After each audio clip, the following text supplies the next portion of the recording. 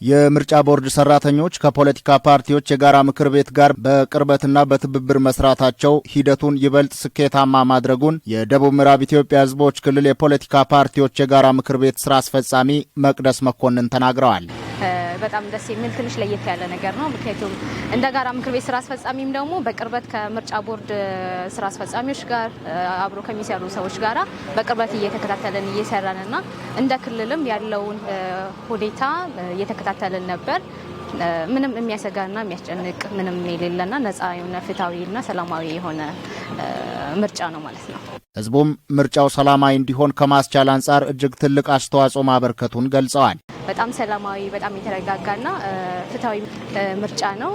ለመጀመሪያ ጊዜ በመሳተፌም በጣም ደስተኛ ነኝ። ህዝቡም ምርጫው ሰላማዊ እንዲሆን ከማስቻል አንጻር እጅግ በጣም ትልቅ ሚና ነው የተጫወተው። በጣም ደስ ይላል።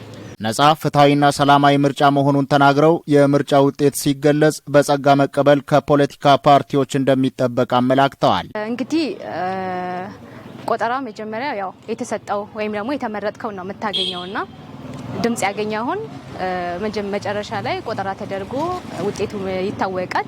ውጤቱን ደግሞ በጸጋ መቀበል ግዴታ አለበት ሁሉም የፖለቲካ ፓርቲዎች ማለት ነው። በካፋ ዞን ጊምቦ ገዋታ ምርጫ ክልል የምርጫ ታዛቢዎች የሆኑት አቶ ታደለ ይመኑና አቶ በቀለ ዘውዴ በበኩላቸው ምርጫው በሰላማዊ መንገድ መከናወኑን ተናግረዋል። ደስ የሚል ምርጫ ነው። የተረጋጋ ህዝቡም በደስታ ጠዋት ከ12 ሰዓት ጀምሮ ህዝቡም በተረጋጋ ሁኔታ ያው ይመራኛል ይመቸኛል ያለውን እየመረጠ ይገኛል። ሰላማዊና ዲሞክራሲያዊ ፍትሃዊ የሆነ ምርጫ እንደሆነ ነው እኔ እየታዘብኩ ያለሁት።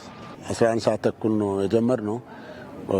12 ሰዓት ምርጫውን አካሄድን። እስካሁን ድረስ ምንም ችግር የለም። ለአካል ጉዳተኞችም ለአይን የማያዩትን ቅድሚያ እየሰጡ የምርጫው ቦርዶ ሰብሳቢው እያስገባ ያነጋገረ ራሱ ምልክት ያደርጋል እና የሚፈልገውን ይጠይቃል ያደርጋል። ቆንጆ ነው። እስካሁን ድረስ ምንም ያጋጠመን ችግር የለም።